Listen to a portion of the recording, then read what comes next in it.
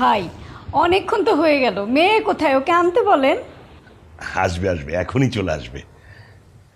কই মীরাকে নিয়ে আসো।